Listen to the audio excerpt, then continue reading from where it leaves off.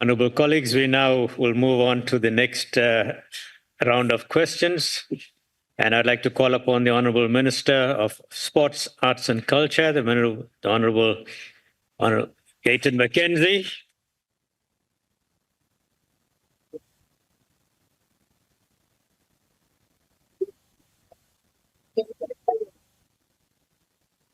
All right, order, honourable members. Let's move on with the questions. Honourable Minister, firstly, welcome to the NCOP. We appreciate having you in the House, and thank you very much for being with us. The first question to you, Honourable Minister, was from the Honourable Feni, question 179. Your response, please. Honourable Deputy Chair, please allow me just to say two things quickly. Firstly, I'm not going to answer any questions regarding Durban poison because I'm from Bloemfontein. I saw there was. And I just want to tell the members that in Sesotho there's a saying that says, Wana osaling uswela tari. 6 o'clock, our national team is playing to qualify for the African Nations Cup. We should be equally excited about Bafana Bafana than we are about rugby. So there's a message in the message. What is the question? The first question? No, I'm saying we should ask quickly so that we can all go and support. Wat is die springbokke dat is al lank al geloop hierso. Yes, Honourable Feni.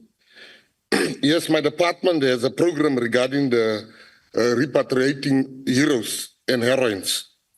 In 2021, Cabinet approved a national policy on the repatriation and restitution of human remains in the heritage objects and the framework for the repatriation of the remains of those who died in exile. The policy covers and provides a framework for the repatriation and restitution of human remains and heritage objects. Documentation falling under the ambit of the Department of Sport, Arts and Culture, the Justice and Constitutional Development, and military veterans, and the implementation of the long-term restitution and repatriation program. The most recent example of mass repatriation of human remains from Zambia and Zimbabwe was the ceremony that took place at Freedom Park.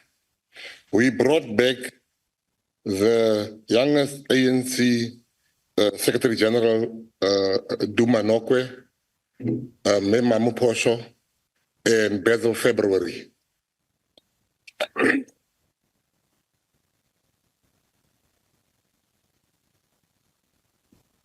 It happened, and that ceremony the remains of nearly 50 fallen heroes were honored at the ceremony, which was attended by His Excellency President Cyril Ramaphosa, former President, His Excellency Thabo Mbeki, and many other notable dignitaries with the families of the fallen heroes.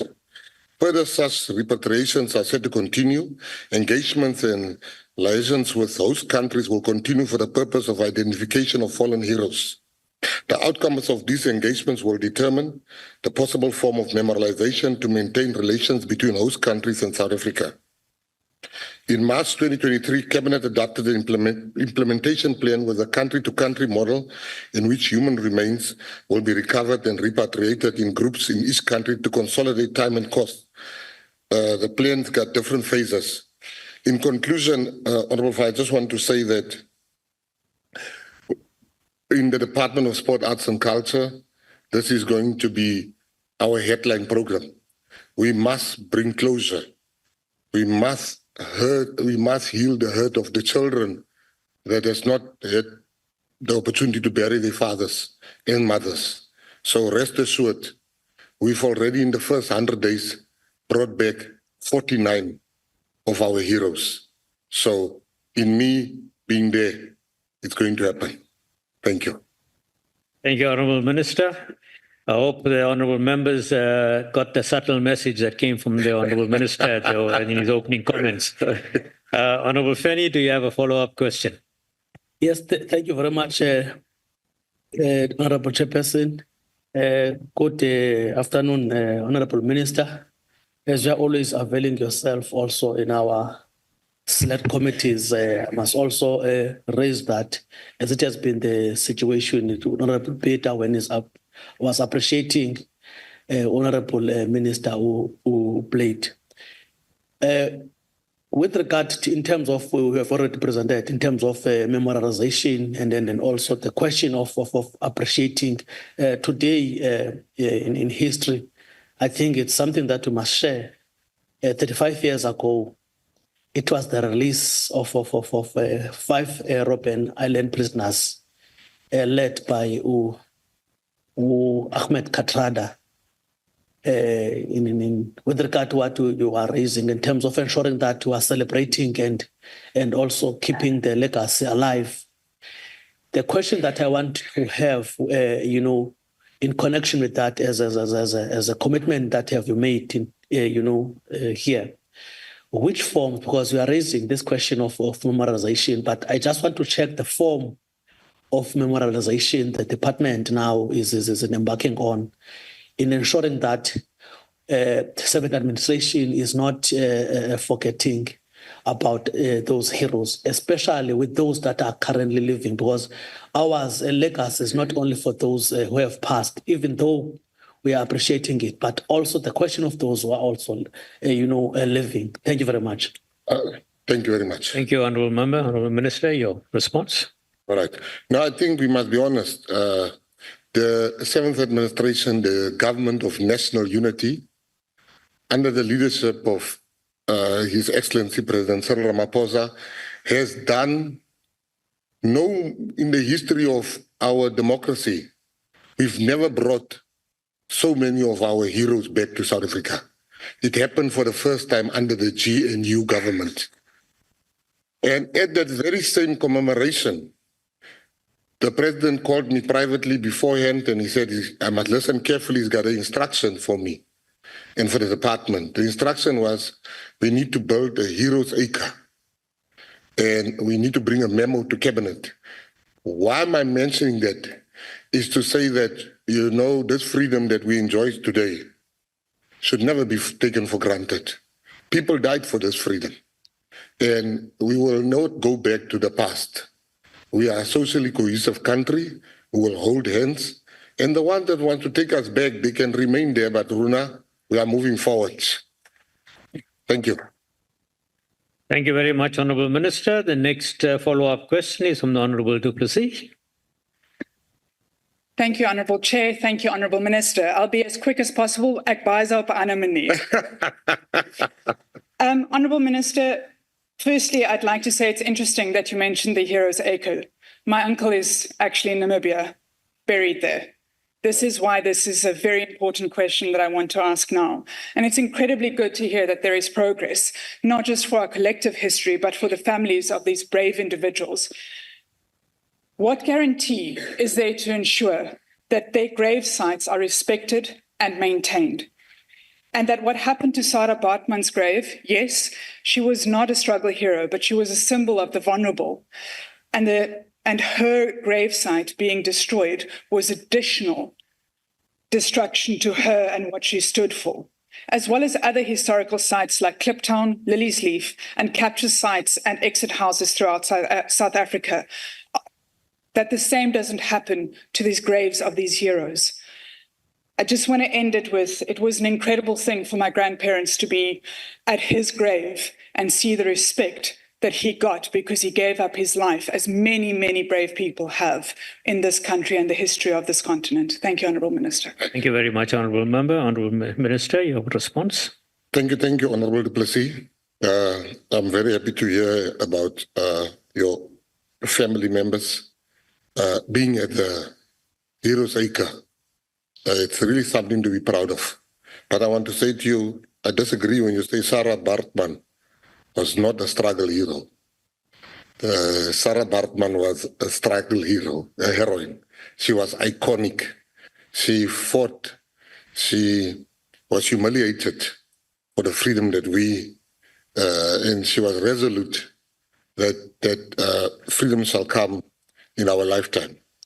Maybe not in her lifetime, but many, particularly myself, we look up to the Sarah Bartmans of this world. We look up to the Harry Strandlopers of this world. But I agree with you when you say that we are currently, and what makes it so beautiful is that myself and the Minister Dean McPherson are personally dealing with the issue of the Sarah Baartman grave.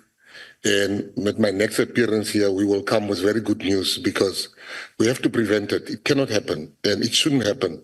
And we as leaders will make sure that no grave, and just to inform the members quickly, that had nothing to do with the person Sarah Baartman. It had all to do with tender fights. People were unhappy, and the local community was rightly unhappy because they felt that not even one security guard was taken from Henki, the area where the whole thing is happening. You can't just bring people in an area as if there's not unemployed people. But we are dealing with that issue now together with Minister Dean McPherson. Thank you very much. Thank you, Honourable Minister. We now go on to the next follow-up question from the Honourable Msinga.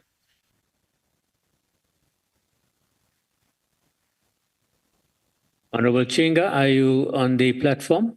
Yes, I am. Can you see me, Chair? You're right. We can see you now. Please go ahead with your follow-up question. Deputy Chair. Minister, if such programs exist, why is King Hintsa's head still in Europe? What is it doing there?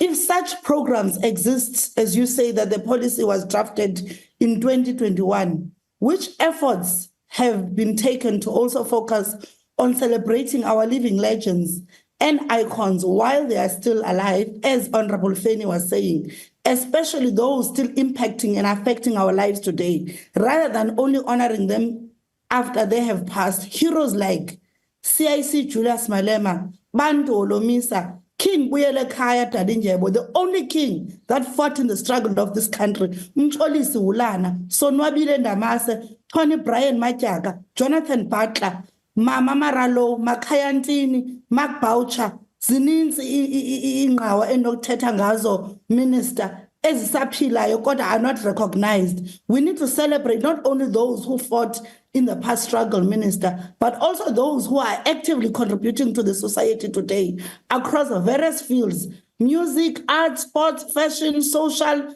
beauty, golf, you name it. Minister, asinokwazi ukuthi namhlanje into yokokuba bazile abantu kodwa inhloko kakumkani uHintsa isese Europe. Theni isese Europe? Enkosi. Thank you very much, Honourable Member. Honourable Minister, did you manage to catch that? Yes. Yeah, The sound wasn't too clear. Thank you. Right. Yeah, thank you, Honourable Member. You know, it's true that King Hintsa was a hero. And I agree with the Honourable Member that King Hintsa, the skull of King Hintsa should be returned. I must also be honest that I've done no work in that regard yet. But tomorrow I will start work in that regard because it's an important part of our history, the return of the skull of King Hintsa. We must also admit that South Africa is a land of heroes. But we cannot say why this one while we started the process. There's already 46 that has come, and you know you have the ex-PAC president, the president of the PAC. He was also brought back. So I'm saying that everybody would want. I would want also people from the colored community. Obviously, I will want them also to come back. But life doesn't work like this. We should bring people like we concentrated on Zimbabwe and Zambia. We are now concentrating on Angola because there's landmines where our leaders are. And the process is not as easy as I thought. It's very difficult. And the reason why I managed to do it, Honorable, is because members of the PAC and members of the ANC that did this previously, they helped us along the way. They gave advice, they gave guidance.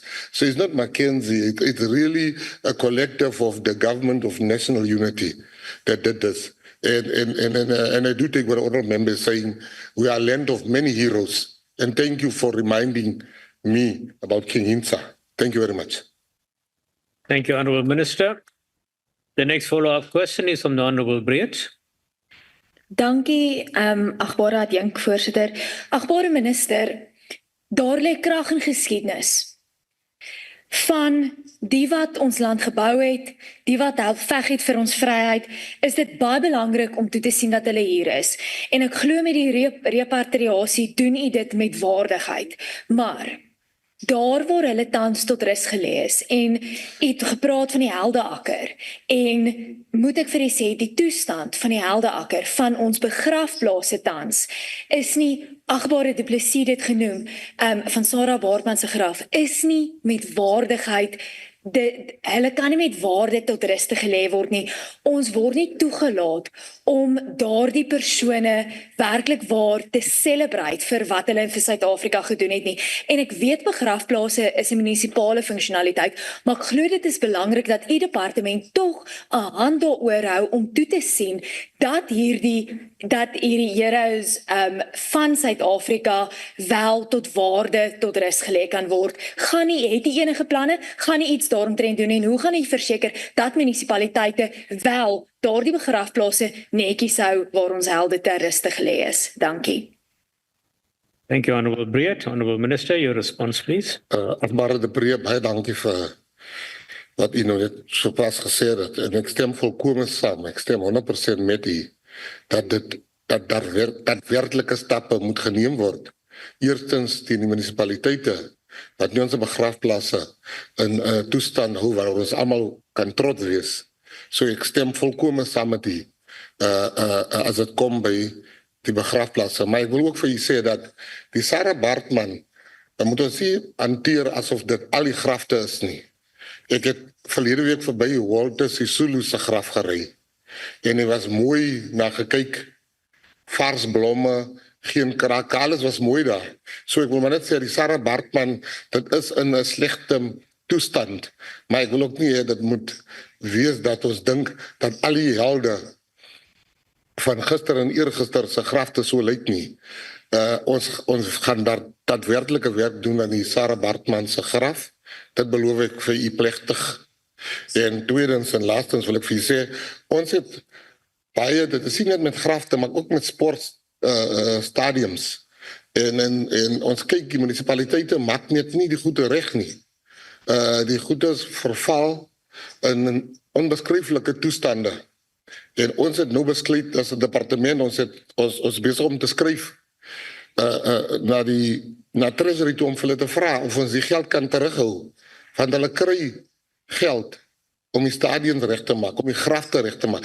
Maar hulle doen dit net nie, hulle gebruik die geld vir ander redes wat niks voor bedoel is. So ek kan vir u beloof dat ons binnekort 'n brief gaan rig en vra of ons die geld kan terughou, nie van alle munisipaliteite, maar wel van die wat nie voldoen waarvoor die fondse beskikbaar gestel was aan hulle.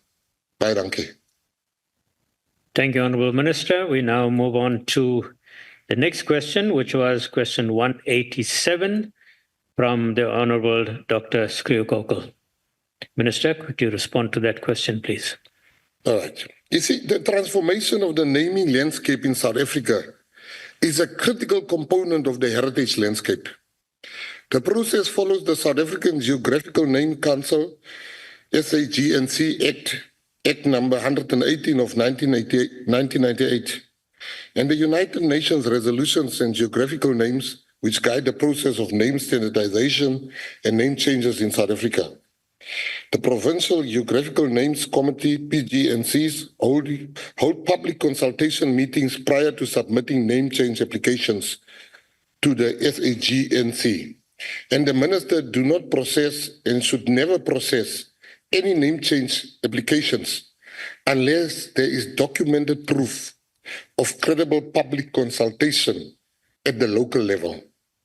The cost carried by the department related to name changes is budgeted for as an allocation towards the transformation of South Africa's naming landscape in order to reflect the history and languages of the majority of the people of South Africa. It is also part of the symbolic reparations in line with recommendations of the Truth and Reconciliation Commission. The argument that name changes should not occur in South Africa for budgetary reasons is a very well-trodden and regularly raised point. Every year, for the past 30 years, the primary flaw with this idea is that it is unlikely ever that in South Africa we will ever reach a point where unemployment is at 0% and that there will be no competing priorities for public funds. It is important that name changes are not done without some good cause and relatively conservatively, but arguing that it should not be done at all would be unreasonable, given our country's tragic history. If we were to wait before considering any name change whatsoever until all the various other problems in South Africa has been solved, then we shall have to wait for many decades, if not centuries, before daring to consider a single name change. Thank you. Thank you very much, Honourable Minister. Honourable Skreekhovel, is there a follow-up question? Yes, thank you, Deputy Chairperson. Minister, names are important, and that is how we acknowledge and remember all those that have contributed to South Africa's history. But is the Minister aware of the reported case, which myself I did, to the Public Protector regarding the provincial government in the Free State, which tried to change the name of the Naisville and Gawie de Beer Game Reserve without public participation? If so, what action steps will the Minister take to stop officials using name changes for political motivated actions rather than protecting South African heritage? Thank you very much. Honourable Minister, your response. You know, we must be honest. Name changes are political. You know, you cannot expect black people that lived through the worst times of apartheid to live in a street called Verwoerd. It is a reminding, to wake up every morning and to be reminded of the injustice and the pain that you suffered. We must be fair. You know, people say we don't want this name changes, but you look at all these BE companies. They got black names, but some of our people in this country are easy to change the names, the company's name to black names. But when it comes to changing names that also suits the black majority, they have a problem. But the BE deal, the names get changed now. You have Kumalo and Sons, but there's not one black people in that sometimes. So, but we must be honest, we must also not do it as revenge. You must not want to hurt people. You know, we have instances, I've had an instance where something on my desk now, where they're trying to change the name. And there's absolutely no consultation.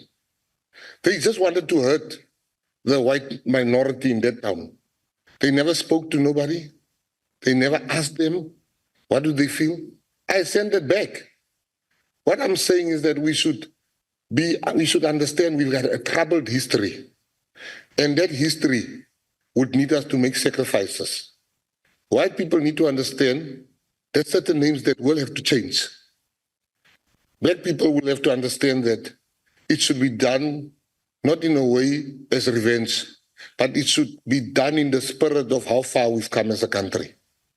Thank you very much. Thank you, Honourable Minister. The next follow-up question is from the Honourable Makasini. Thank you, Deputy Chair. Re ke dumedise mohlomphehi. Name change e tlameha etsahale. And le nna ke a dumela e tlameha etsahale through the public consultation. And ba kgatlhanong le hore re change ditoropana tsa rona hangata ha ba batle nnete re bue nnete mo re tswang. Re ke be ra ba hantle man Freestata be re na le toropo e bitswa Harris Smith Tate Harris Smith ala rea toropo ya Harris Smith ka msadi wa hae. They really is okay if you go to Lady Smith today motho rea toropo ya Lady Smith ka mosadi wa hae kapa ka girlfriend ya hae, then we must still say it's okay. Public participation itlameha etsahale mara cost effective o tlameha re ska ra etsa in a manner ya hore be re sebedisa tšhelete unreasonable re sa checka status tsa rona sa budget ya rona, because ha re etsa name change in Harris Smith kapa ya Lady Smith, the municipality addresses le bona they will have to incur the cost because ba tlo change the address, but bana ba tshwana le mogotsi wa ka ka pela ka mo ba sa ratle taba ya name changing like ntho ba yentseng Brandford re kekebe ra thola be re ska etsahala. Jwale ka mane Poldru re kekebe ra dumela hore mane Free State mo o tswang heno re dule ka re totoropo tsa batho ba re hlekefeditseng ba sa show any remorse. So on that one it tlameha yes, public participation, we must follow everything to the latter, public consultation, and I support on that one. Ha etsahale ra batla a re tlo dula le Harry Smith any longer. Thank you. Thank you, Honorable Maksasini. We now, Honorable Minister, your response. Whatever mo lifing, mo lifing, whatever bari go phila ke o mamela batho ba bua le wena wa ithuta. He ne ke sa tsebe Harry Smith inili girlfriend or slave queen is Lady Smith. Ne ke sa tsebe so wa ta ke lebue member ke batla o leboa fighter for umpe history yo o bua nnete ke dumela le wena tshwantse re change mabitso mara tshwantse re etse ka molao e re dumetseng ka yone re ska batla nka di shortcut ha ba ikhutse bo Lady Smith re kinye mabitso a ka tsa for re thabe kaofela because ka bona mabitso a di o etsa varam so ke batla re etse nna to mamela motho o tlomplela free this guy a name change and hardly ka mabaka eo yona e no luka le nna ha e sebetse le nna tshwantse re etse di name change and re tsame ka molao ke re molao iteng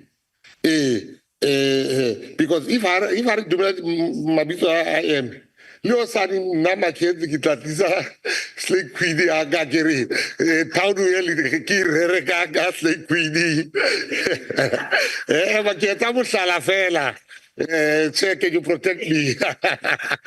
Thank you very much. Thank you very much, Honorable Minister. We now move on to the next follow-up question from the Honorable Sibande. Thank you, Deputy Chair. Also, I'd like to thank you, Minister, for your progressive response to the question. Therefore, South Africa has a history of division and oppression. It is very interesting to listen to those who have benefited from the division of the past when they question the attempts to correct our history and heritage. My question, is it necessary to transform the naming landscape in South Africa? Well, thank you. Thank you very much, Honorable Member. Honorable Minister, your response? Yeah, no, thank you very much for thanking me first. I think, it is very, very necessary. You must understand, name change didn't start with the fourth or third or first administration. When the English was running South Africa, or the Union of South Africa, and the Afrikaner came into political power, they also changed names to suit not only the narrative, but to suit the political climate of that era. So we must not be made to feel like we've invented name changes. It's not a South African or an African phenomenon. It's a worldwide phenomenon. There's a lot of emotion in it. I mean, for instance, I'll make you an example. Many years ago, I was wrong. I was one of the people that wanted the Springbok emblem to be removed. Until the Afrikaners fought for the Springbok emblem to remain, because it was important to them. And I was on the other side. And Nelson Mandela came, and he convinced all of us that you must never change a name to hurt people. Because I wanted to change the name to hurt white people. Now, if the Springboks still remain, and we manage to have empathy for the pain of the people that loved the Springboks then, today we all love the Springboks. So they will also love Robert Sobukwe Airport or whatever rename that we have. We can't be listening to racists. That one I will never do. We can't be told by a racist that wants to remain, that wants this street, Eugene de Kock Street. How can we allow that? Like we are not in power. No, we can't. So names will be changed, but it should not be done as a revenge. The Springboks, some of us wanted to revenge, but Mandela taught us, and their teachings are still with us today. Thank you. Thank you, Honourable Minister. The next follow-up question is from the Honourable Farmer. Thank you, Deputy Chair. Thank you, Honourable Minister and President of the fastest growing party in South Africa. My President. Minister, can you please share us your view and the view of your department with regards to the government of the Western Cape not recognizing the history of the indigenous people of the Western Cape with regards to name changes? Our people are not recognized. The Western Cape is not changing names to the Sarah Bartmans, the Krotuas, the Harry the Strandlopers. Brown people, colored people's heroes are not being recognized by the Western Cape and Cape Town, especially in particular.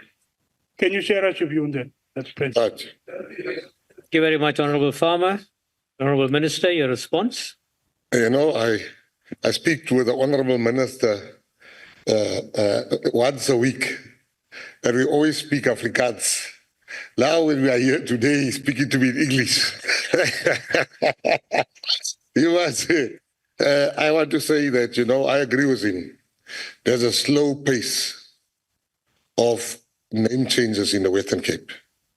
But before I cast any aspersions, I would like to see, is there a fast pace of applications? I've not seen that.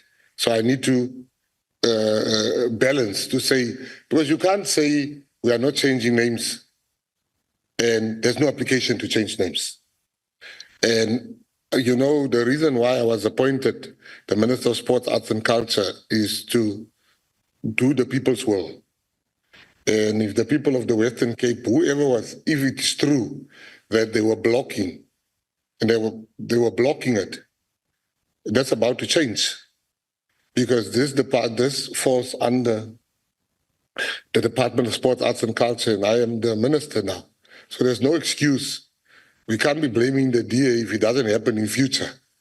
I should be blamed because that falls under me. But I must add to you that, you know, in South Africa, we should be very jealous of what we've achieved as a country.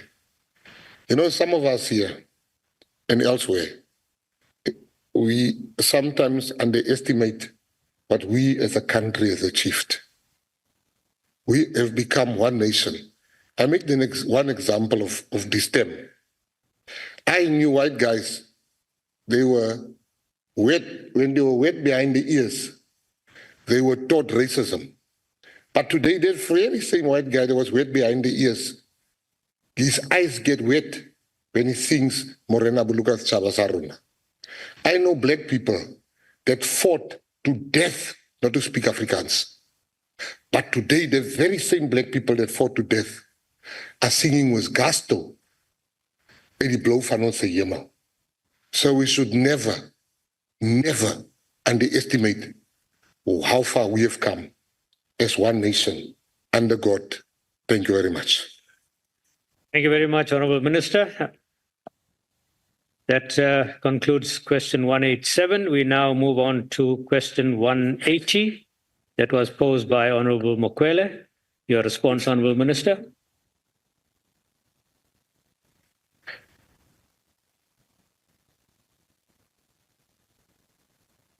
Oh, sorry, I'm waiting for the question. Yes. So my apologies, Deputy Chair. Hey, I see. I was blinded by that. That pink was so. That pink dress. I know.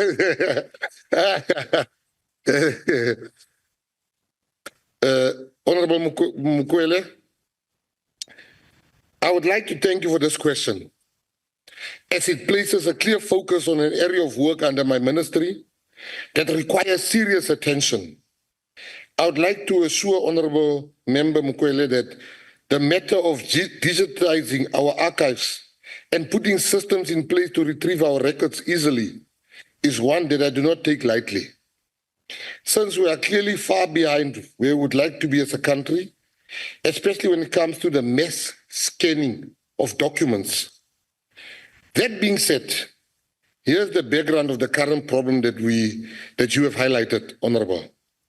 The National Archives and Record Services of South Africa, as a branch under the department, is striving to promote access to archival collections and preserve national heritage through historic records, regardless of form or medium.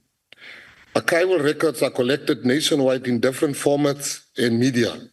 As a result, the National Archives have paper records, sound recordings, and filmed records with historical value.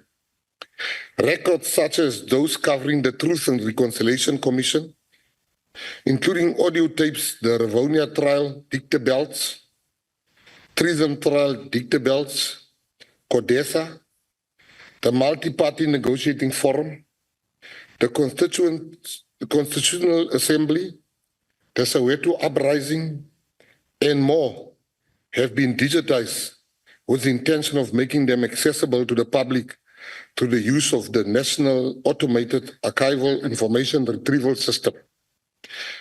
The Department of Sport, Arts and Culture has a service-level agreement with the State Information Technology Agency, SITA,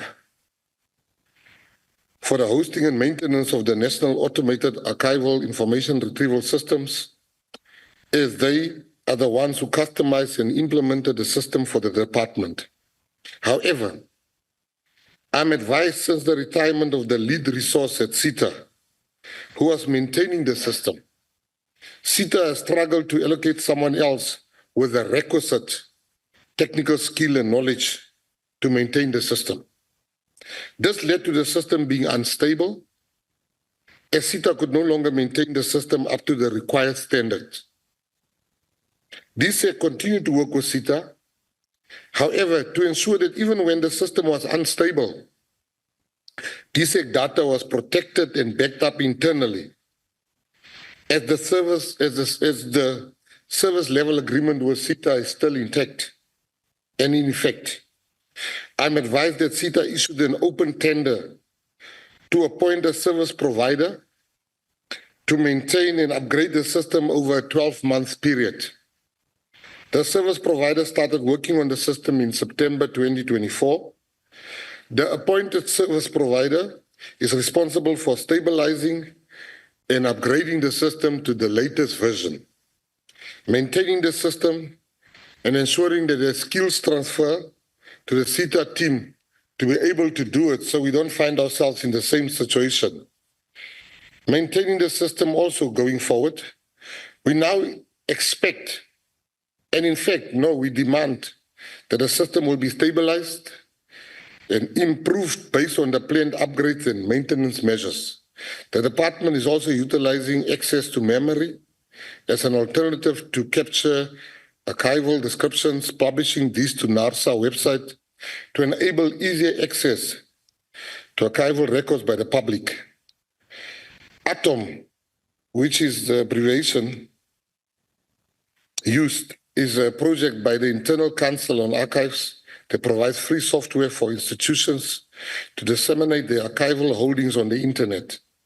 All these efforts have been made to ensure that service delivery continues and the department adheres to its mandate of promoting access to archival records.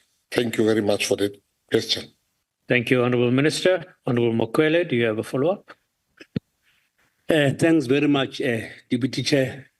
Honorable Minister, maybe first and foremost, let me start by appreciating you for recognizing that as the country, we are coming a long way.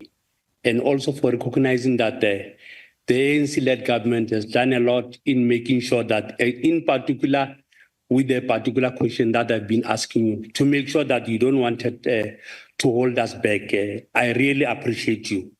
Honorable Minister, the access to archival records by the public is very important, especially for students who need the information for research. Can the Minister assure the whole South African that the problem is resolved, as you have been, when you were presenting, Minister, I was listening to you where you were indicating the measure that will indicate that this matter is not going to. So can the Minister indicate that the problem is resolved and will not we will not recur in the future? I thank you. The Honourable Member, Honourable Minister, your response. No, thank you very much. Yesterday, I met with the whole senior management and middle management of the department. And I put this as the number one thing I told them, that we have to digitalize all the information we have. Because AI, artificial intelligence, will not recognize our works in the future, our music in the future, academic records will not be recognized. So we don't have time. We can't have one person. It has now been resolved with one person there, but it doesn't stop there. We are going to put out an advert so we can get the same skill. You can't have one. It's like an endangered species. We must learn through what happened in the past. So I can assure you, this takes precedence in the office, because if we don't do it, it's Armageddon. Thank you very much. Thank you, Honourable Minister. Follow-up question from Honourable Kennedy. Honourable Kennedy.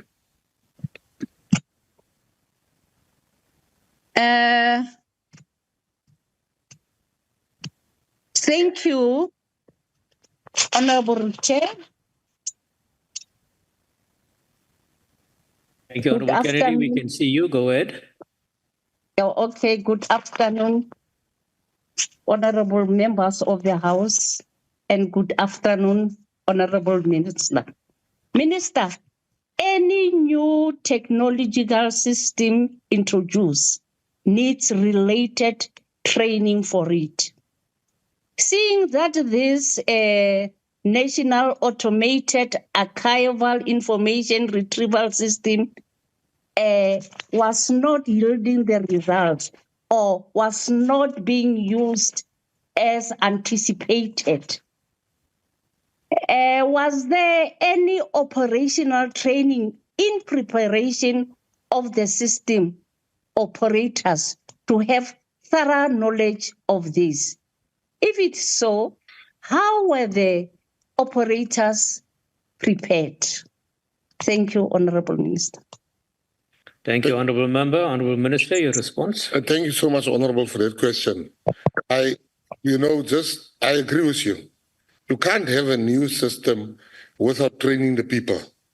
Unfortunately, this is not my department. I'm myself aggrieved with the process. I can only have a meeting very soon where I would tell them, as the person paying for the service, I expect not one person to know the system. What if the car bumps that person? And then we are back to square one again. But so I agree with you, Honourable Minister, Honourable Member, but I see I'm speaking it over your life for the future. So, but what I'm saying is that we as the department, the process is too slow. The current process will take us, somebody was making an example, the current process will take us 3 lifetimes to digitize everything. So we've decided we're gonna go out on tender to make sure that we get more companies to do the work. You have places like, I was at a business the other day called, I think, Arena Holdings, and they have made great strides in digitizing. I went to the Oorlogsmuseum in Bloemfontein, And I can see the work that has been done there. So I just think that, to answer your question, Honorable Member, we are going to fast track. We can also just urge, as far as CETA is concerned, we have no direct authority to tell them, but as a customer, as a paying customer to them, I think we can tell them what we demand. I thank you very much, but surely there's going to come change. Thank you. Thank you, Honourable Minister. The next follow-up question is from the Honourable Mokoena. Thank you, Deputy Chair. Sawubona, Minister. Part of the reason why we as Umkhonto Wesizwe rejected most of the budget votes was that we felt there was lack of planning and lack of effective budget allocation to votes. So my question to you is, could you provide us with a breakdown of a budget allocation for the development of this system and the maintenance of it, as well as the upgrading of it? And furthermore, could you also give us basically an assurance of our concerns about leakage of data, the security of the data, whether or not it's not open to vulnerability now that we know that one person has resigned and no one else is left there? Is it not vulnerable for data loss? Is it not vulnerable for cyber attacks? Thank you. Thank you, Honourable Member. Honourable Minister, your response. Yeah, no, I think, Honourable Member, I did mention also that the one person resigned, but they assured us that they managed to get another person. From where I'm sitting, I'm not happy that you can have one person always. Then you've not learned from the previous mistake. You know, this thing does not need one person. We have started the conversation yesterday in our department. We even had a breakaway, and this was part of the 6 points on the agenda, that we need to digitize all the records and get different and relevant companies that does this around the world. We're not the first people to do it. There's expertise out there in the world. We must just entice those expertise to apply. As far as your question that I should break down how much it costs, I don't even know how the machine looks. So I'm not going to come here and act like I know. I don't know how the machine looks. I don't even know the breakdown. I don't know the cost. But I can find out the cost, and I can surely promise you that I can send a mail with the breakdown and the cost. It's not even done by my department, but we're paying, so it will be easy to get that information. I promise you by tomorrow, when we celebrate the win of Bafana, you'll have the cost. Thank you. Thank you, Honourable Member. Thank you. Thank you, Honourable Minister. The next follow-up question is from the Honourable Pinar. Thank you, Deputy Chairperson. Goeiemiddag, achtbare minister. Welkom in die huis van die Nasionale Raad van Provinsies. Ek hoop jy geniet dit tot dusver. Minister, you are well known for making commitments. Can you, however, now commit to this House the timelines when the system will be stabilized, so we as the NCOP can hold you accountable to them? Thank you, Deputy Chairperson. Thank you, Honourable Pinar. Honourable Minister. Are you done, Mr. Pinar? I don't think he's done. He said, I'm well known for making commitments. He forgot to say, and adhering to those commitments. So, Honourable Pinar, when I was standing with my leader there, Honourable Farmer, and we were just chatting when I just became a minister, and he was congratulating me, and the children of Duma Nokwe came to me, and they said to me, please, can you please find it in your heart to bring our father's remains? I said, within 3 months, your father's remains will be here. And they said the same thing that you say, you like to make commitments. And they were the first ones to say, at the memorial to the president, in my presence, this man has kept his word. So I want you to say the same like the children of Duma Nokwe after a while.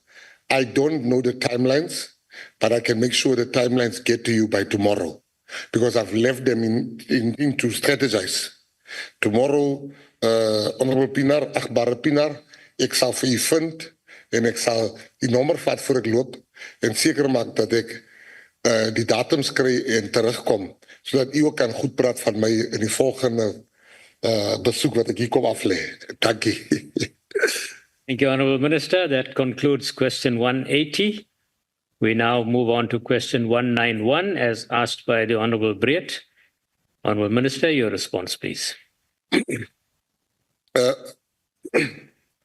The name change of Deniseville in the Free State has not been brought to the attention of the South African Geographical Council, named Council, and also does not fall within the mandate of national government.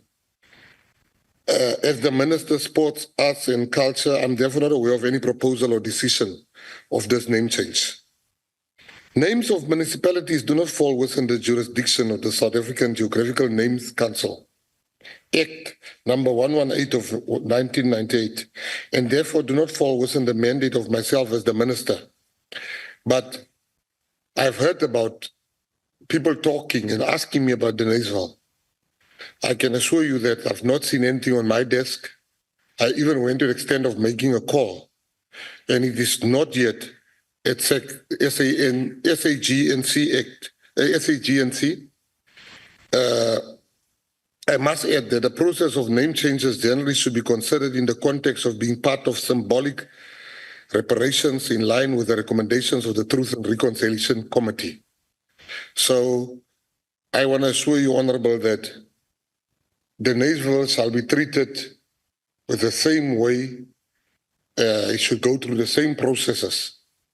We shall not bulldoze any name change in this country. Anybody who wants the name change must follow the process. Anybody that wants the name to remain should follow the process. Thank you very much. Thank you, Honourable Minister. Honourable Verwoerd, a follow-up question. Dankie, agbare adjunkvoorsitter. Baie dankie vir daai antwoord, agbare minister. Het baie gesê in die vorige vraag en ek dink daar moet gepraat word in 'n stadium en ons moet gekyk word na wat is gedeelde erfenis en wat is eensydige erfenis. En ek dink naamsverandering het die geleentheid om baie vinnig 'n eensydige erfenis te word en nie 'n gedeelde erfenis nie. En dit is wat belangrik is. Veral in Deniseville kan ek net sê dat Deniseville het die natuurreservaat moet hernoem word omdat daar van die steentydperk ruïnes van vorige beskawings geneem word en dit is goed en die VF+ ondersteun dit. Maar om eensydige naam te verander en minister, ek wil nie net agtergrond gee. Op die 11de September het die inwoners van Deniseville vir die eerste keer kennis geneem van die naamsverandering en daar is tydperk gegee vir besware wat toe reeds 5 September verstryk het. Op die vergadering van die 23ste September wat die provinsie geroep het die departement nie eens opgedaag na hulle eie vergadering nie. 'n Vergadering wat nie eers in die dorp van Deniseville gehou is nie, maar met hulle naamsverandering te doen het nie. En agbare minister, wil ek graag by u weet, ek verwelkom dit dat u gesê het u 'n oproep gemaak het, maar ek wil weet, watse versekering kan u gee vir die inwoners van Deniseville dat daar ordentlike sorgvuldige konsultasie sal geskied oor die naamsveranderinge, dat dit die erfenis van Deniseville en sy gemeenskappe meervoud sal reflekteer en dat dit nie net eensydige erfenis is wat deur soos voorheen al gesê het gebulldoze gaan word nie. Baie dankie. Thank you, Honourable Verwoerd. Honourable Minister, your response. Baie dankie, agbare lid. U sien, net na wat u nou gesê het, na aanleiding van alles wat u nou gesê het ek al klaar 4 dinge opgetel wat nie reg gedoen was nie. En ek wil op rekord gaan en ek wil op rekord plaas dat jy kan nie 'n naamsverandering vergadering hou en jy hou dit in 'n ander dorpie. Dit is vergande. Dit is belaglik. Ek meen is soos om Nando's toe te gaan koop jy McDonald's daar. Dat gaat nie gebeur nie. En ons, soos jy sê, ons moet dit baie mooi hanteer as leiers. Jy kan nie op die 11de mense roep vir 'n besluit wat op die 5de moes al gemaak was nie. Dit is verkeerd. Dit wys die motiewe is verkeerd. En ek staan en u vra watter assuransie of watter versekering kan ek gee. En ek sê nou vir u duidelik, ek sê vir u sigbaar, ek sê vir u voor almal. as die wat Yves my nou gesê het, as dit inderdaad met alle respek waar is, dan kan hulle vergeet van dit. Want as hulle sak so sterk is, dan hoef ons nie aan onderduimse methodes onsself moet blootstel nie. So, kom ons wag maar na ons tafel toe kom, en dan kyk ons, en ons hoor, ons het nou die kant gehoor, en ons hoor nou hulle kant, en dan maak ons 'n besluit, wat die wet vir onsself moet maak. Baie, baie dankie. Thank you, Honourable Minister. We now go on to the next follow-up question from the Honourable Finnis. Thank you, Honourable Chair. Thank you, Honourable Minister, for the response. Is there anything wrong in changing names as part of symbolic repatriations? Thank you, Chair. Honourable Minister, your response? I didn't hear the question. If you can just assist me with the question. She was talking about the repatriations and linking that with name change, if I heard her correctly. Honourable Member, did we hear you correctly? Could you please explain? Yes, Chair. I just want to know, is there anything wrong in changing names as part of symbolic repatriations?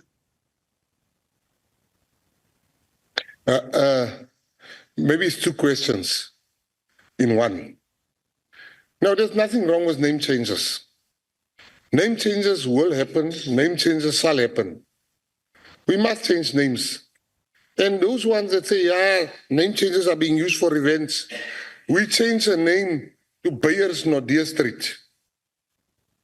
We change the airport and we call it Bram Fisher.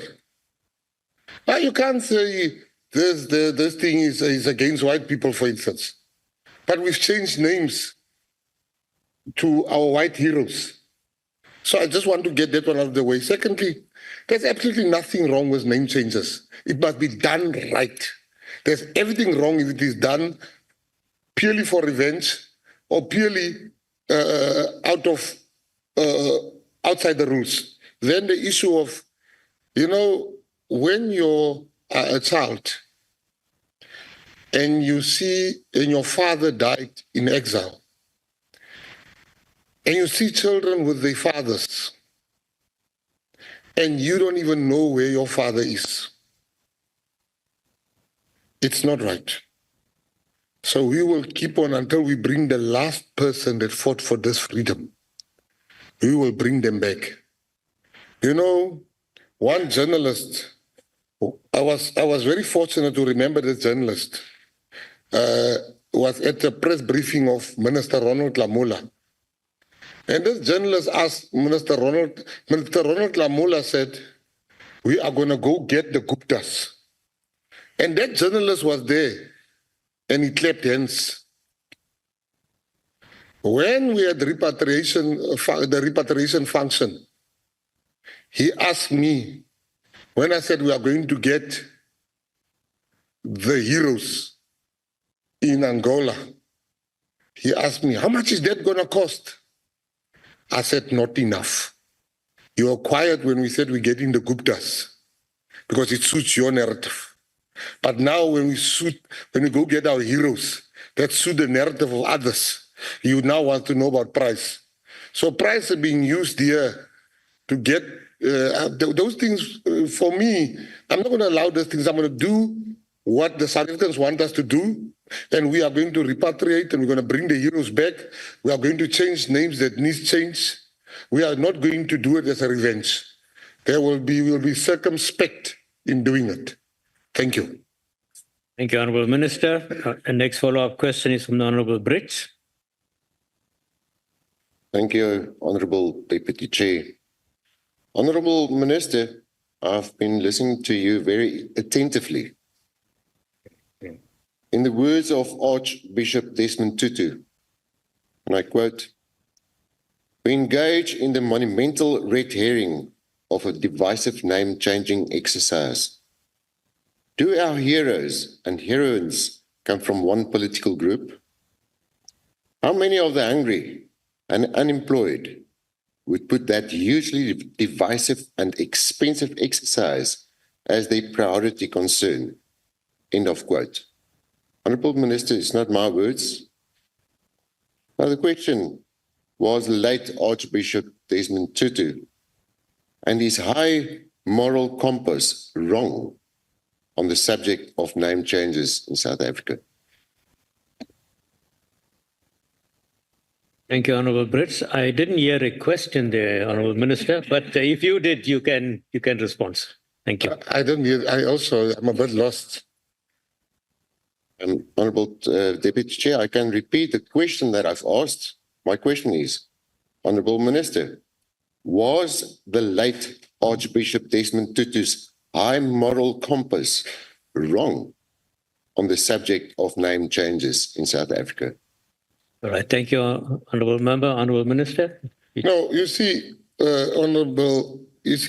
Bishop Desmond Tutu was not only a man of God, but he was our leader. He led us during when we were oppressed. He was in the forefront. But I don't want us to come here. The Constitution is sacrosanct, not the words of any person. Because I said many things. We mustn't use what people said to suit a particular narrative. Desmond Tutu fought and dedicated his whole life to injustices, including the injustices of living in a street called Hendrik Verwoerd. He fought Hendrik Verwoerd. So I think you are now taking advantage of what the old man has said to suit you being against name changes. We are renaming some of the names to people. They are the reason why me and you are in this parliament today. And you want to go against those people that lay their lives down for us to come speak sense or sometimes nonsense.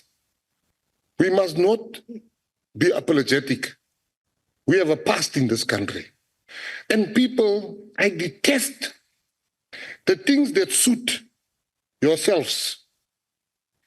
The things that suit you, you would not want to change. Do you understand the pain of a person that has been killed by an Adrian flock? The father and mother has been killed and they must walk in the street called flock. It's a constant reminder of their pain. We must be, no, but I didn't interrupt you. Chairperson, Deputy Chair, I spoke, I didn't interrupt him. Now you're protected, Honourable Minister. So what I'm saying to you is that Desmond Tutu was a great man, but we can't come here and act like everything Desmond Tutu has said we must abide by. No, he was a human. He was a man of God. He was not God. So we need to be very respectful of the bishop. But the bishop was a human being. We say sometimes stuff. We agree with, we say sometimes stuff. If I'm dead, one day I said the worst person in South Africa is President Cyril Ramaphosa. The other day I said, Ratakau fella Ramaphosa. So now when I'm dead, you're going to choose this one I said, and that one I said. People change their minds. We are human beings. Wise people like myself, we change our minds constantly. Thank you very much. Thank you, Honourable Minister. The next follow-up question is from Honourable Makasini. Honourable Makasini, your follow-up question.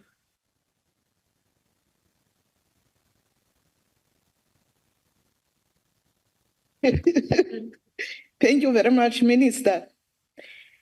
The renaming of the street and other landmarks in South Africa is necessary to exercise it, as most of the names are offensive due to the association with apartheid. And every day, with every sign of a landmark that is unchanged, it reminds us of our history, as you correctly said it. So, Tina, we are saying, Sorry, Honourable Member. Is it parliamentary that a person, after being answered and he did not like it, he just leaves? Well, it's his choice that he had. He lost Bafana Bafana. One thing about that man, he lost Bafana Bafana. Oh, so sorry, continue. So I want to check. I say it's necessary, the issue of name changes, but you must follow law to the letter, and you must make sure the public participation is done in the areas where the name changes are happening. But you cannot do the name changing of Refeng Khotso or Strateng sa Refeng Khotso, because Dalesville in Sesotho, we are calling Refeng Khotso. And the comrades who fought for that renaming of that town, they knew why did they call that area Refeng Khotso, because they were suffering. So we'll wait for you to get the application, and as economic freedom fighters will participate in public participation, and we still fight for other areas like Polru, Leona, Ito Kenyelezwa, and the application will make sure you receive in your offices. Thank you, Chair. Thank you very much. Honourable Minister, your response? Yeah, meow is in Togatzila, Utlanali Khotso. When in Todizamaka I will await the application. I'm not going to talk about stuff that's not by me yet. Thank you very much. Thank you very much, Honourable Minister. That concludes question 191. We now go on to question 193, as asked by the Honourable Chirwa Mpongose. Minister, your response?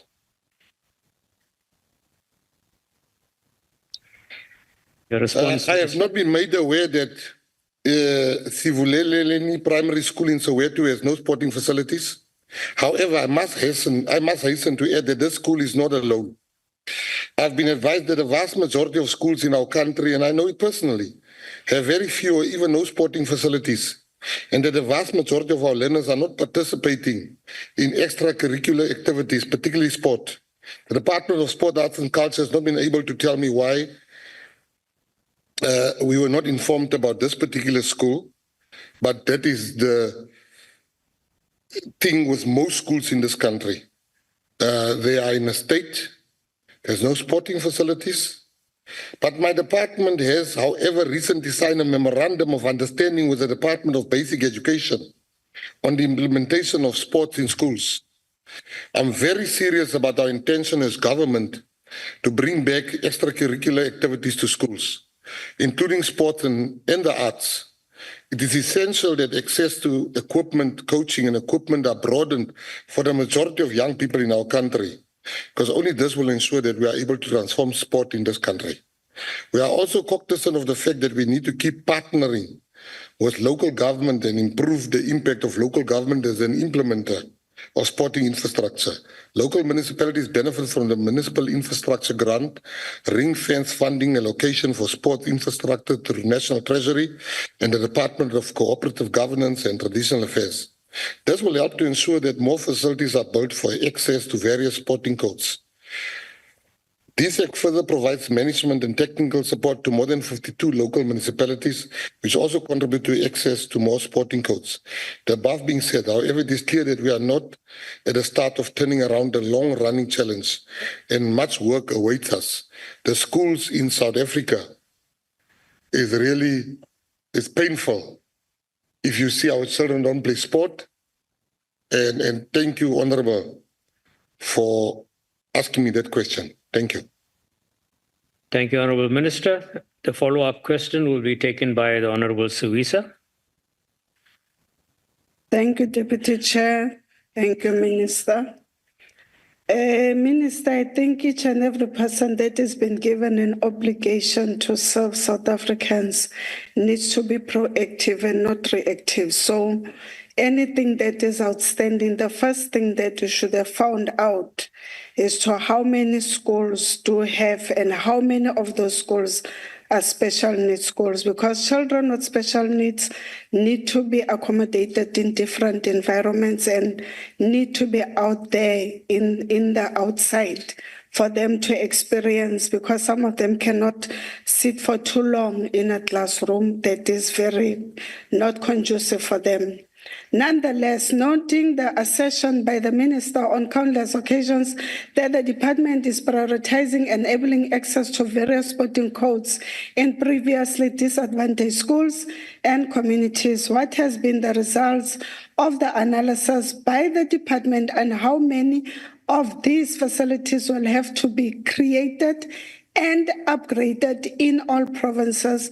What is the plan of action of meeting this, and what then is the financial feasibility study results on the money that is needed to achieve? Because we can't just say we are going to introduce sporting codes in schools when there are no proper facilities in schools.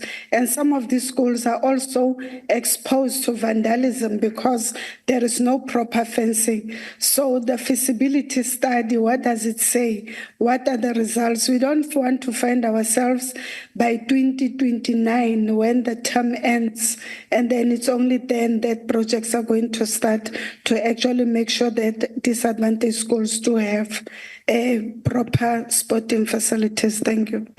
Thank you, Honourable Member. Honourable Minister, your response. Thank you very much, Honourable. You know, it's true what you're saying, that special needs children truly need special needs attention. You can't keep them long in a class, but I think as a country we fail adequately when it comes to the needs of special needs children. I say this with all humility, that we need to do more. It can't be that even I as a minister can't tell you how many special needs schools there are, although it doesn't fall under me. But you are right, Honourable, I should have made an effort. I will go and make an effort because I understand the importance of special needs children. But your second point you made brought me to this main question. You see, honourable members, we must be honest about the next thing. Every black person in this room that went to school didn't have pole vaulting at his school.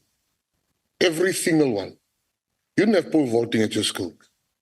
You go to schools still classified as black schools today, you still would not find pole vaulting.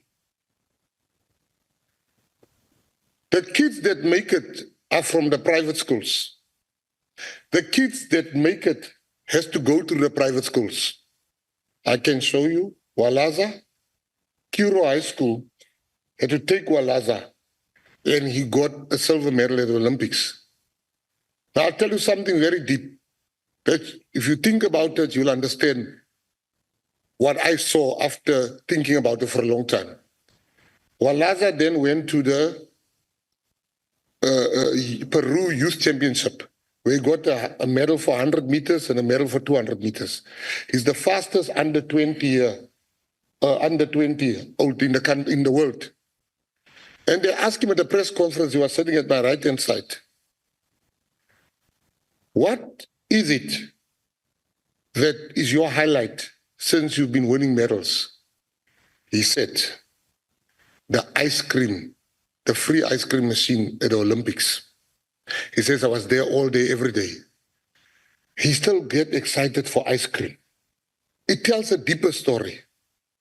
And as the minister and as a sport lover, I then called the whole team together and said, we need to bring sports back in schools, art and culture.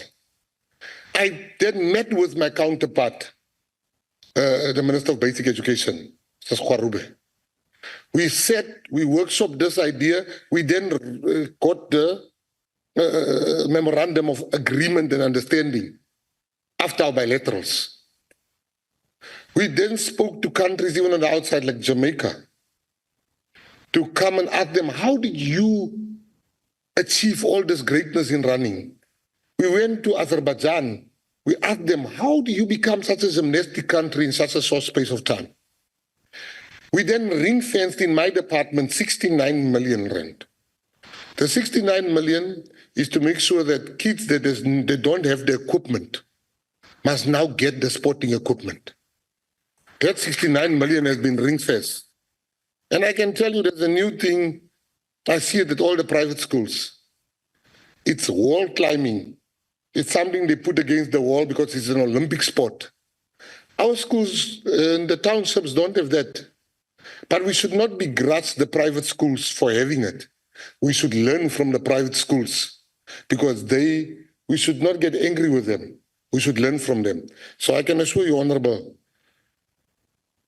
we're starting at a very low base. Things are bad, but we're going to make things better. Just watch the GNU and you'll see how things get better. Thank you, Honourable Minister. The follow-up question from Honourable Billy. Thank you, Deputy Chairperson, and good afternoon to the Minister. Minister, you've partly answered most of what I was going to ask you today, but I think there is some emphasis that is needed to be made on some of the issues which you've raised.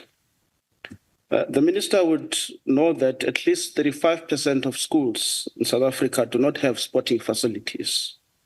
It is further said that 2 of every 5 schools in the country do not have sporting facilities. And according to the National Education Infrastructure Management System, in 2021, 10,000 or just over 10,000 of 23,000 public schools in the country don't have facilities again. And in the province that I come from, that I represent, the province of KwaZulu-Natal, just over half of the public schools do not have sporting facilities. Now, considering the crucial role that sport plays in children's development, I want to ask that, does the Minister agree that these shocking statistics across board and the lacking of sport facilities in school is a national crisis? I think it's a national crisis, Minister. And you've indicated the plans that you've had, you've indicated the discussions that you have with the Department of Education. But can you give this House some reassurance on what exactly are you doing to ensure that we, by all means, try and rectify what is going on, because we cannot continue in this manner. And I think you've touched on some of the things that you are doing. Can you give this House some specifics of exactly what you are doing, along with the Department of Education, to try and rectify this situation? And also, if you can just agree that this is your time definitely a national crisis. Remember, Honourable Minister, your response? I think, the 35% that you're speaking about equates to roughly 8 million children. It is a national crisis. The fact that we've signed a memorandum, a MOU, clearly must show you that there's a strong intention beyond words, but into a written contract or written agreement that we want to bring change. The fact that we've ring-fenced 69 million in my department, nothing speaks louder and more clearer of our intention to make this a priority. A child in sport is a child out of court. I grew up being in conflict with the law because I walked away from sport. People that was in our community, I'll make you one example of one person in my street where there was gangsters. He remained in sport. When I was in prison, I saw him on TV. He stays 5 houses from my mom's house. His name is Willem Jackson. He played for Bafana. That is what sport does. Eswin Willemse, big gangster boy, got involved in rugby. He became the world's best rugby player. I'm trying to show you that for me, it's not just words. I have actual examples of what sport can do, what art and culture can do, and I intend to pursue that vigorously. Thank you very much. Thank you, Honourable Minister. The next follow-up question is from the Honourable Sibande.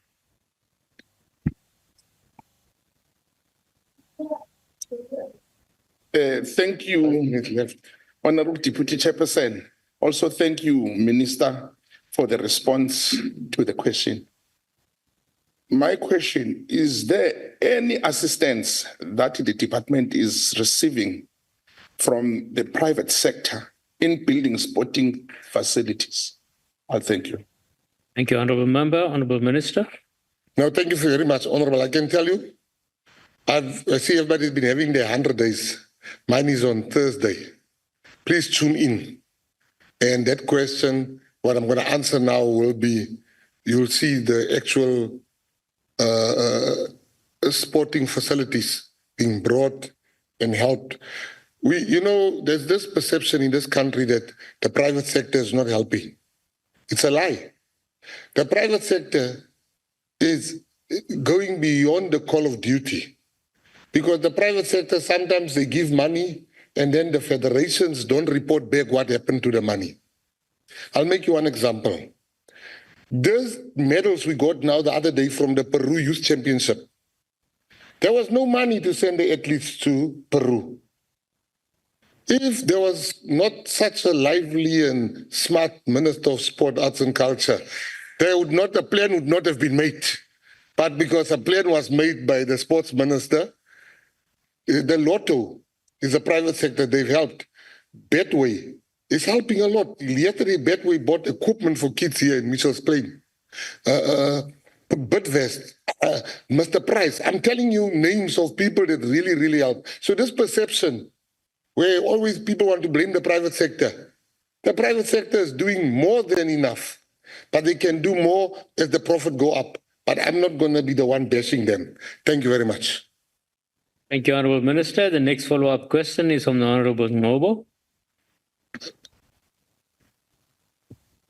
I just want to know what time the game starts. In 3 minutes, Honourable Nobo.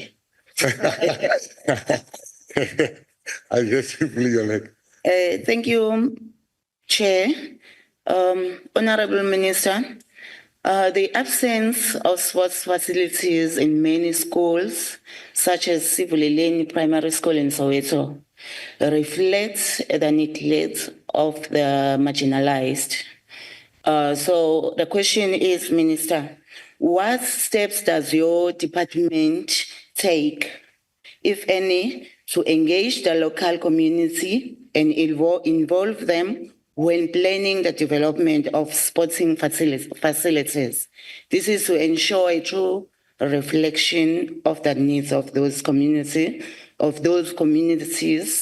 and to gain stakeholders buy-in. Thank you. Honourable Minister. Let me give you an example of the past 24 hours. This department, together with the private sector, has given musical instruments to the children of Mitchell's Plain. This department this morning at 8 o'clock went to Kalicha, and we went to go fix the only movie house they have there. We went to go fix a place where computers, the library, the computers of the library is more than years old computers. We got them new computers because we realized the children of Kalicha are doing their homework at the library, but the computers are outdated. So this morning, this department, so I'm not telling you what we're going to do. I'm telling you the past 24 hours. I can tell you the past 48 hours, 72 hours, but let me just hit you with, Honourable, with the past 48 hours, 24 hours. We have, the past 24 hours, this department has given close to 2 million rands to your question. And we are not going to stop. We are coming to those schools like Sivuyele Primary School. We are coming to them. We are going to the most rural areas. I was saying to Premier of the Eastern Cape, dear, I said to the Premier, Mabuyani, I said, give me, and they got a very good MEC there, very vibrant. I said to them, give me 5 rural schools that has never seen a swimming pool. And we will start to construct swimming pools next week at those rural, because it can't be where we've never have a black Olympian swimmer. We have to change stuff. Instead of complaining, where's the black people? We must start teaching our kids to swim from a young age, like white kids. They swim when they're 2 months old. The father puts the child in the pool. As you are 20 years old, you still scared even to put your feet in the pool sometimes. Yeah, so I'm saying that we want to change that. That was just on a lighter note. Thank you, Honourable Minister. That concludes question 193. We now move on to the last question, that is question 181 from the Honourable Baines. Honourable Minister, your response. The South African Cultural Observatory, SACO, is a national statistical and socio-economic research project established by the Department of Sport, Arts and Culture, aimed at developing a comprehensive sports and cultural information system in South Africa. Hosted at Nelson Mandela University and co-hosted in partnership with Rhodes University at the University of KwaZulu-Natal. SACO focuses on primary sports and cultural domains identified by UNESCO including but not limited to sport, arts, heritage, libraries, and museums. Main functions are conduct policy-focused research, including mapping studies, surveys, and case studies, to review current programs, monitor and evaluate the impact of government spending, and to collect relevant statistics to create robust databases. Additionally, SACO provides both physical and online access to its resources, facilitating networking, sharing, and partnership among stakeholders. The objective of SACO is to promote the growth and sustainability of the cultural and creative sectors by enhancing an understanding of their contributions to society and the economy. These objectives include informing policy development and fostering collaboration amongst various stakeholders. Thank you very much. And if the honourable member wants, I can list all of them, but there's quite a lot. Thank you very much, Honourable Minister. The follow-up question will be taken by the Honourable Mokwele. Thanks very much, Deputy Chair, and also Rendi Masare, Minister Yogo Umedishi. Minister Ormolokotla, you are talking about your Jadi Papaji, le setso le bogabo. In the main honorable members, bara setšhaba seo se sa tsebego mo se tswago se ke se be le tsela or se ke se kgone go bona tsela ya mo seago. So the nation that does not know about their past, so they will never know about the future. So so Minister, thanks for your response. But let me just come to my question, Minister. My question is just direct to you that does the South African Cultural Observer play any role in training people in the culture and creative sector? And then if yes, and on how to use the sector for their economic development. Thank you very much. Honourable Minister, your response? Just before I respond, I do it for a very personal reason. What language did you just speak, sir? Honourable. Oh, Nagiwala speed. So I wanted you to continue because my friend says I don't know Spedi, and I do know it. I heard everything you said. So, you know, your question is very important. Do you know, when it comes to the creatives and the artists in this country, it's a mess.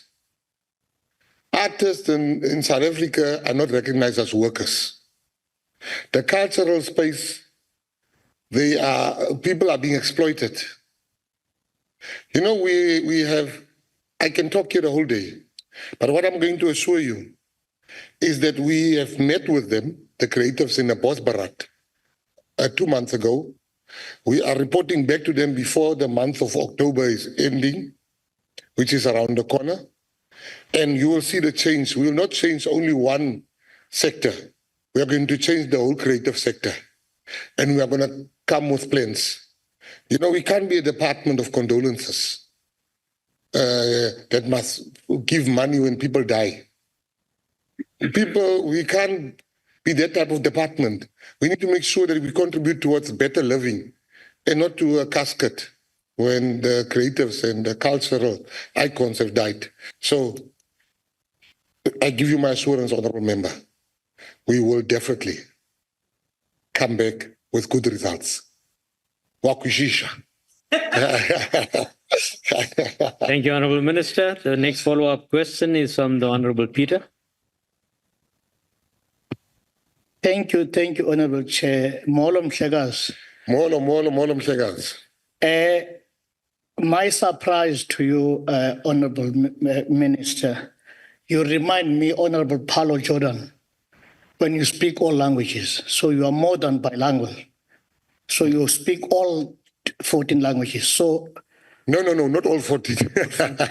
All right. Thank you, Papa. Thank you very much for allowing us also to speak other languages, because now I'm so proud for you to You speak Afrikaans, Engels, enige taal. So it is baie goed, meneer. Baie dankie.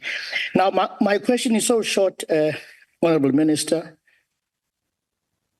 In the rural areas, the sport there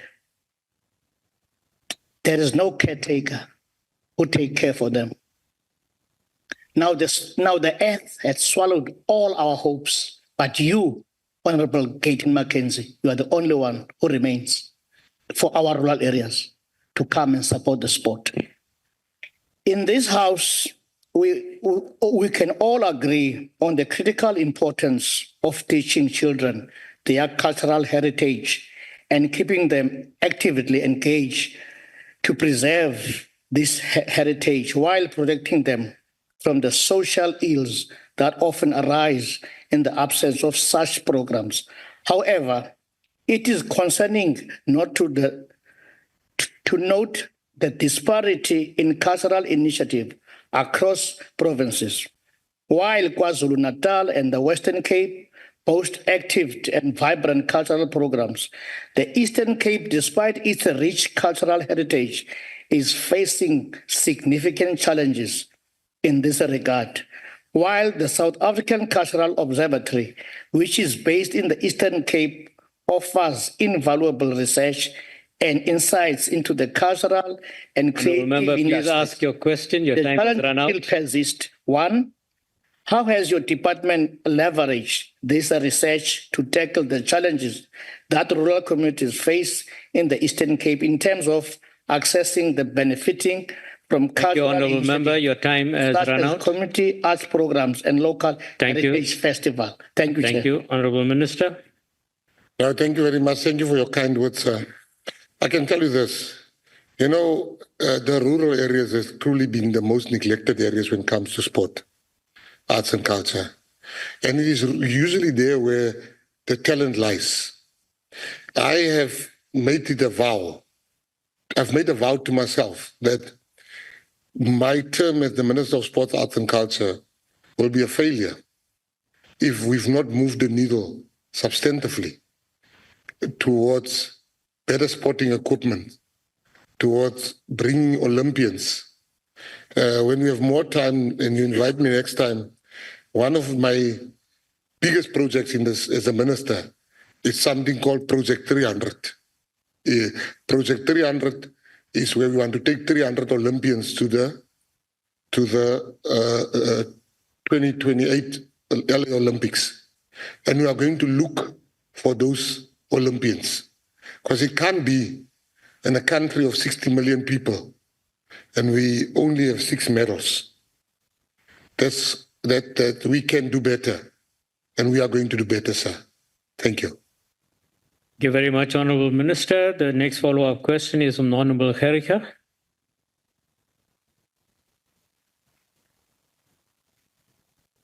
Chairperson, this signal is struggling with the signal. I'm not sure what must I do. I'm sorry, but we've not been informed by him that... That's the problem. It's late. I think we can pass then because... All right. Thank you. We'll pass on that one. The next question is from the Honourable Swart. Thank you, Honourable Deputy Chair and Honourable Minister. Thank you very much for visiting us and enjoying the time with us. Minister, you've mentioned a lot about sport, but as we agreed that arts and culture is just as important in all of our lives. Minister, while the South African Cultural Observatory's main function is important, as you have mentioned, can you provide specific example of how its work, that specific observatory's work, has led currently to tangible outcomes in the development of cultural industries? There should be, particularly in terms of job creation and economic growth. You've said that you've met with them, but I just want to know, what has happened currently in that sphere. Additionally, what measures are in place to ensure that its intellectual contributions are applied practically at grassroots levels? I thank you, Minister. After this, we can go and watch that. Thank you. Honourable Minister, your response, please. I think, Honourable, what we are doing at the department is that, and I made them an example, and I'm going to make the same example here about the government of national unity. It's a government reimagined. Nobody would have thought this government will exist. It does. It's government reimagined, which means that ministries, provinces, local governments should also reimagine government. Because what happens at the top, usually that's just the law of physics. We must filter through. And I can assure you that the Department of Sport, Arts and Culture is currently in Pretoria, not at the office, to reimagine every department that we have. Because if you look at the cultural observatory and the cultural plans that we have, it saves 3 people out of a pool of 100.